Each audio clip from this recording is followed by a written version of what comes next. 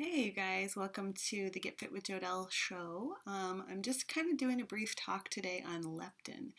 There's been a lot of misconception around, people that say I'm gaining weight and I don't know why, or it's impossible for me to lose weight no matter what I do. And a lot of this stems from something called a hormone in our body called leptin. And I don't think people realize how important this is. And so I just wanted to touch on it today. And maybe towards the end, you'll want to check out my leptin resistance healing guide. But if nothing else, you're going to get some really great tips just out of watching this. So you've tried everything, right? You've done every diet, tried, and in your words, maybe failed. But I don't consider anything that someone tries a failure because you gave it your best effort. And as soon as you start a diet, you get so ravenous that you ultimately end it after just a few days. So here's some other symptoms that may be for you and dedicated to those of you who have kind of thrown your hands up in defeat and you're wondering, could leptin be my problem? Okay, so your energy has slumped to a crawl.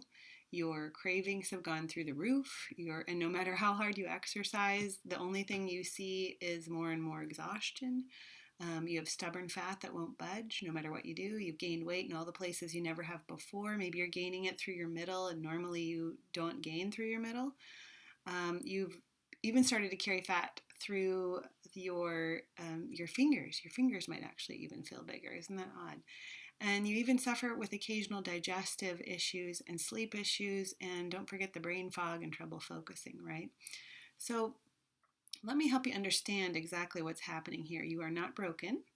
You are not a failure, even though you've tried lots and lots of diets and maybe they haven't worked for you, but that doesn't mean that you failed. Even if you didn't stick to them, it could have been that leptin was the issue behind why you didn't stick to them, okay? You are not doomed to get worse and worse unless you don't try. You are leptin resistant, possibly, okay? This is just my speculation. However, there is a test you can get from your doctor called a serum leptin test to know for sure. But before we get into that, I'm here to tell you this is more common than you think, and it's not your fault, okay? What is leptin resistance, you ask? Okay, that's a good question. This is why I'm doing this podcast, is because I get this question a lot. Is like, what could be going on if I've tried everything?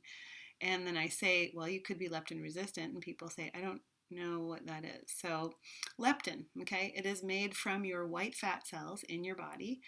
But you first get leptin from your mother when she breastfeeds you. Okay, so that's kind of your first exposure. But let's say you weren't breastfed. Okay, so if you weren't breastfed, you may have started off life on the wrong foot from an energy metabolism standpoint.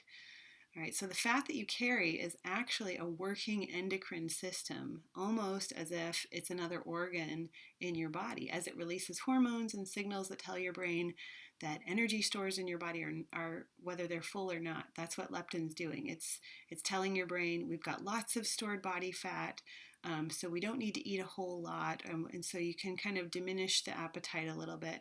Or if it doesn't sense that there's a lot, it will say, oh, we're definitely low on body fat. We need to get in a lot of calories and stuff like that.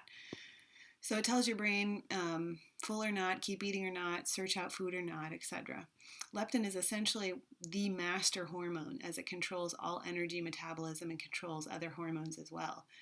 Master it and you will master fat loss, okay? So that people don't realize this. Like, they think the master hormone might be something like insulin, or it might be something for women like estrogen's the master hormone, or TSH, for your thyroid. But really, leptin is where it all begins. I mean, it is sent from your fat cells to your brain, to your hypothalamus, to tell the brain, we're good. We don't have to keep eating, or keep eating. We need a lot more sustenance to keep going. So it can kind of make or break what you're trying to do.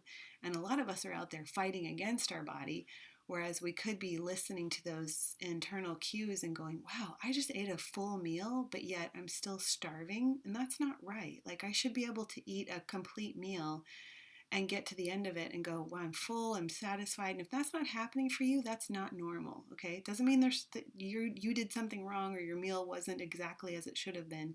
What it means is your body's not hearing the fact that you are consuming food, and leptin is perhaps not being released to tell the brain that you need to be full. Okay, so what is leptin resistance? Leptin resistance is essentially the body no longer hears its own signals to stop eating, burn fat, and pass up sugary foods. No matter how much fat you carry on your body and how much leptin is or is not pumping out, the brain is not hearing it. Okay? The result, you stay in constant hunger. Sweets and carbs and cravings are out of control. Food becomes kind of an obsessive thing. And it seems as if your body is storing everything you consume, good or not so good. Okay? So for those of you that say, I just can't get unhungry, right? Like I can't get full. I can't get rid of this feeling of I need to keep eating. That's not normal. We need to address that. And there are other things. I'm not saying that leptin resistance applies to every individual that's having this issue. I mean, it could be something as simple as low stomach acid can cause you to not get full after a meal. Your body doesn't have the right acid to break down the food, and so the nutrients aren't getting absorbed into your bloodstream. So your body senses that wasn't a meal, like I'm still hungry. So it could be something as simple as that, and it could be anything from like leaky gut where you're not absorbing the food that you're taking in. But a lot of times the precursor to several issues involving like full and satiety and appetite control has to do with leptin. Okay, so think of it this way. Your car has a full tank of gas, and yet your gas gauge isn't working, okay? You have no idea how much gas you have. So to be on the safe side, you fill up every time you drive, okay? But how do you know how far you can go? So welcome to what your body experiences with leptin resistance. So you're getting in the car, oh, I don't know how much gas I have because my gas gauge is broken, so I better fill up the tank. Oh, I just went to the post office and filled up my tank, but I'm going to top it off because I don't know how much I used. Okay, or I just ran to the store really quick that's just down the road, but I just filled up my car when I ran to the bank, or the post office, so I'm going to fill it up again just to be safe. Okay, that's kind of leptin resistance. We have no way of knowing how much gas or energy we have in our body. And our brain, we may have all these stubborn fat areas that are bigger than ever and won't budge, but your brain has no idea, okay? Your brain can't look down and go, wow, there's a lot of weight in the saddlebags we could be using for energy. It doesn't do that. So unless it gets the signal from the body, it consistently sends the signal for eat more and get more energy. Essentially, many people walking around today are malnourished due to things like, could be low stomach acid, could be leaky gut, but it also could be leptin resistance to where they have plenty of fat, but their brain thinks that they're starving. So it continues to send the signal to eat, eat, eat more and more and more. An issue that happens once you become leptin resistant is typically what is the precursor. It's the precursor for insulin resistance. So what that means is that's another indication that your body's not getting what it needs. When insulin can't get glucose into the cells, then your cells are going, excuse me, tink, tink, tink, I want to have some sugar or some glucose because you haven't been giving me any, so I don't know why you're starving all of the cells of me, but I need those. And so essentially you're eating all these great meals and things like that, but the blood sugar is not getting into the cell. And so the cell keeps sending the signal for more and more food. So you see how this becomes a really vicious circle that gets out of control. Not only are you leptin resistant, but then you can become insulin resistant as well, okay? So simply put, one becomes insulin resistant when the brain no longer recognizes the leptin signal sent from our fat cells, okay? So how do you become leptin resistant? Because maybe at one time, or maybe you were breastfed, you had started out life with leptin, but your body seemed to function fine at one point, but then all of a sudden now it's not responding, okay? Or now is the time, you're in your 20s, 30s, 40s, and all of a sudden you're putting on weight, whatever. But perhaps there is an underlying reason why that happens. So let's go through a few of those. So perhaps you've developed an eating style which includes too many sugars and grains. Grains turn into sugar once you consume them. So maybe you're not eating sweets, but you're eating a lot of like Sun Chips and Triscuits and, gluten-free bread. Even if they're whole grains and gluten-free products, even those can turn into sugar. And actually more so because most gluten-free products are made of corn, which convert to sugar very quickly in the body. Even too much fruit can cause leptin resistance, believe it or not, because fruit is still glucose, still sugar to the body, okay? The sugar metabolizes or turns to fat and stores in your fat cells. This activity in turn causes a surge in leptin, since leptin is produced by the fat cells. More fat cells equals more leptin.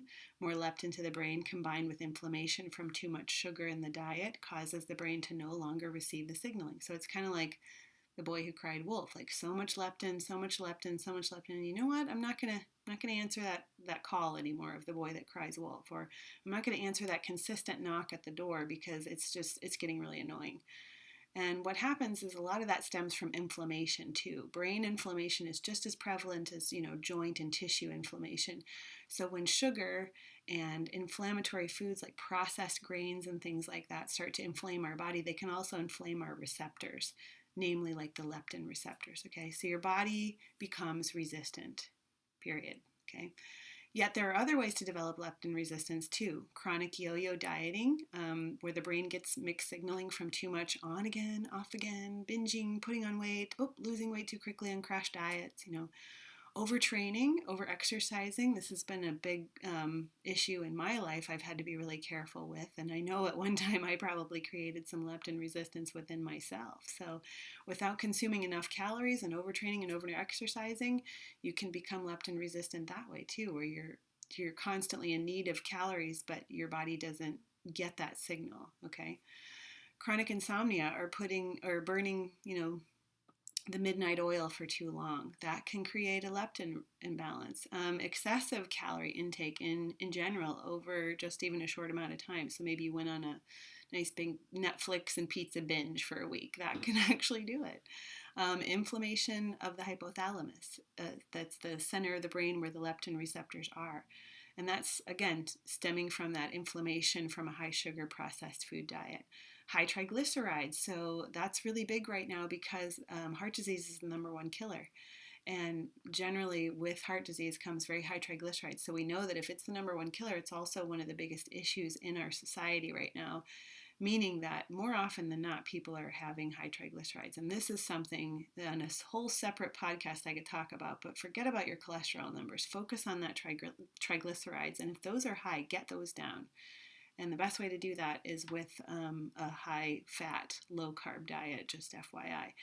High triglycerides, they actually will help with leptin resistance as well. So we want to get those down. Emotional stress and high cortisol, okay? Stress is such a huge factor in chronic disease and any sort of resistance. Okay, life trauma, but also processed food intake, things like divorce, a car wreck, a broken arm, anything. It doesn't have to be huge. It could be that your child got a really bad cold and it stressed you out for a long amount of time. It doesn't have to be PTSD from being in the military, but it could be. It could be anything that's a huge stressor on you, a job change, emotional stress from a bad breakup. All of that can cause a leptin issue. It causes high cortisol, which increases all the different responses in your body that leptin has to be kind of put on the back burner for. So poor circadian rhythm habits are also to blame. So too much artificial blue light and not enough sunlight stresses the body. Hence the reason I'm wearing my Swanwick sleep glasses, okay? I don't want excessive blue light when I'm on my computer working or recording a podcast. And I would like to not be leptin resistant. So that fits in here too. Leaky gut, usually stemming again from the high sugar processed food diet. Leaky gut or IBS deactivates leptin receptors in the hypothalamus. So these are just some things to think about. Fructose consumption we mentioned, but we talked about fruit, not so much high fructose corn syrup, and that's also been indicted for leptin resistance. And this list could go on, but you see now what the main culprit is and what it stems from. We've been talking a lot here about sugar and processed foods. So that's point number one that you really want to eliminate when it comes to getting rid of leptin resistance. I talked about at the beginning kind of how to know if you're leptin resistant and how if that actually is your issue, but let me go into a few more symptoms that you might not be aware of, that if it is an issue for you, you're going to know. And by the way, all of these things that I'm mentioning are in my leptin resistant healing guide, and it's kind of a quick read. It's like, I say quick read, it's 14 pages, but it's quicker than like buying a whole book on leptin resistance or on leptin itself. So it's a quick read of an ebook sort that's available on getfitwithjodelle.com/shop. So here's the symptoms that you might recognize and find out if it's true for you about leptin resistance. So inability to lose weight no matter how or what you try.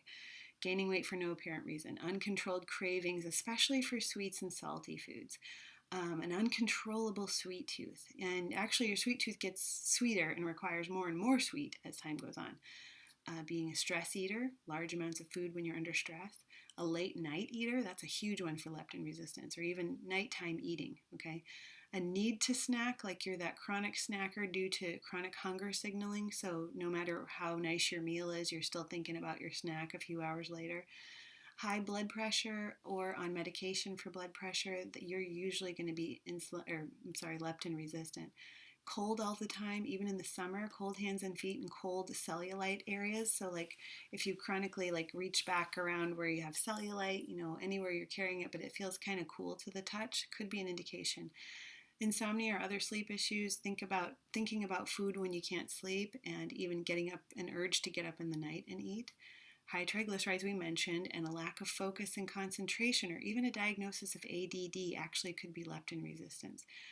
Frequent anxiety and anxious thoughts, chronic fatigue, that's a big one.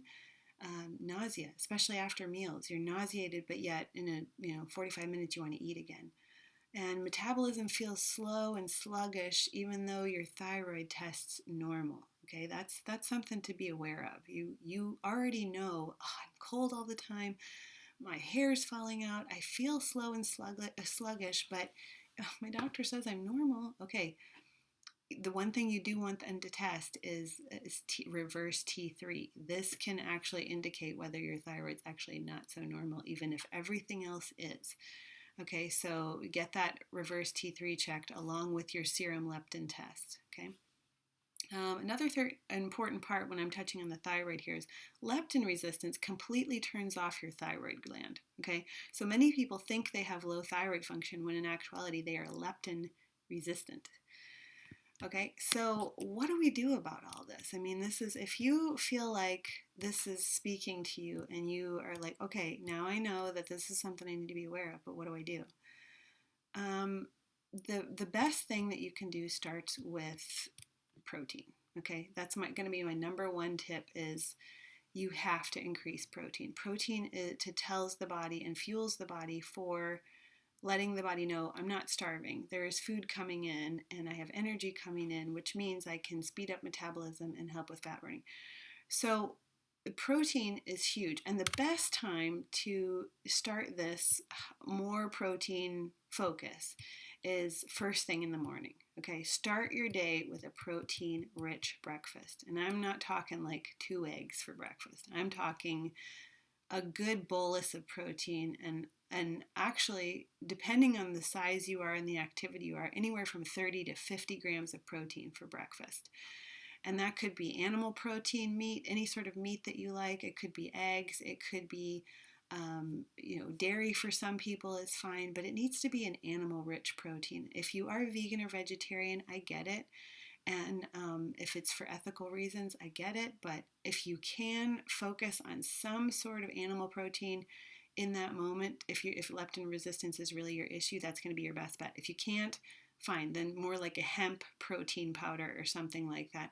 But really, we want to focus on real food. So for those of you going, well, I'll just have a huge protein shake for breakfast. I may not cut it, okay? Because protein powder is so easily digested that it doesn't stay with you long enough to allow the body to hear the signaling of, that's a big bolus of protein I have to break down, okay? So what we need to think about is what kind of food could you have at dinner? Like think about what your dinner would look like. Typically that's when people are going to have 30 to 50 grams of protein. Take your dinner, put it at breakfast, okay? So within 30 minutes of waking is critical to let your body understand that you are not in a famine, but you are also not creating a large insulin spike. So you're having fats and proteins, but you're not having a lot of carbs at breakfast. Having protein and fat first thing signals your body that the yo-yo dieting is over, so we're not having our little Yoplait yogurt for breakfast, and ample food, real food, is on hand. This in turn resets the natural rhythm, or what we call the diurnal clocks, diurnal meaning daytime, nocturnal meaning nighttime. in the brain and in the liver and in the muscles, we have these diurnal clocks, or these body clocks, that say when things need to happen and when repair needs to take place and when the organ functions at its best within that typical time of day. Okay, and this should be at fat regulation and leptin signaling at its foremost of its process here. So while you won't always need to eat a high protein, high fat breakfast forever, it's important to make this step happen if your goal is to heal leptin resistance for now.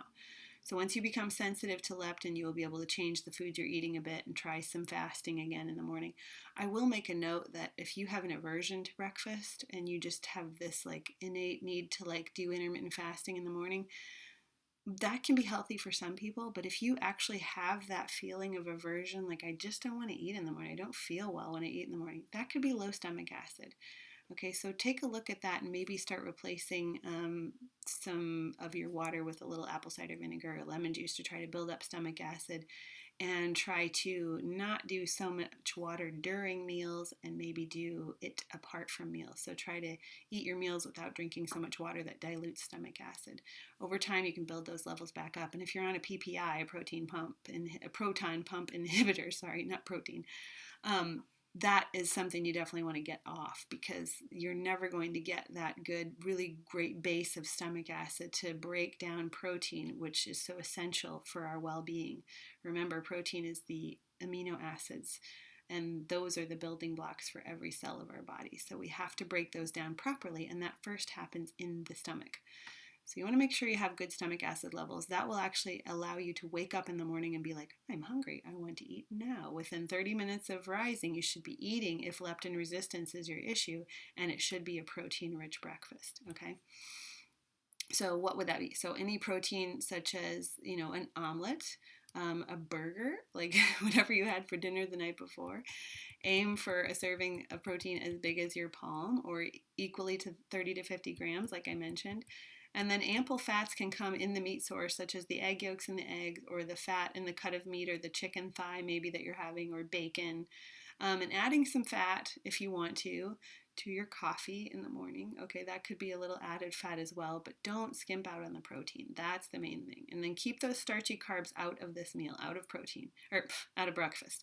However, non-starchy carbs such as spinach in your eggs or sauteed broccoli, if that's your thing, that's cool. I'm kind of doing the carnivore thing, so I just have protein for breakfast and good fatty cuts of protein. So coffee is fine too when you're leptin resistant if you don't have adrenal issues, but just stick to 1 cup and make sure it's organic and not, sprayed with pesticides. And then if you have to sweeten it, maybe adding just like stevia or a non-GMO erythritol, and then adding fat if you choose. So those are some tips for breakfast. Now, another thing for leptin is the breakfast needs to be big enough that there's no need for snacking later, because for the chronic snacker, this may be a challenge, I know, because one of the rules of leptin resistance healing is no snacking.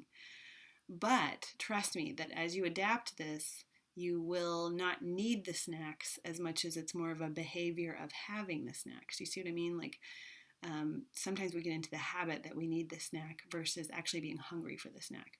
Snacking in between meals will signal too much insulin production, which can once again turn off the leptin receptor. So eat protein and fat in small amounts, plant-based carbs if that's your thing, at each meal, enough to satisfy you and in a way that makes you leave the meal not so hungry.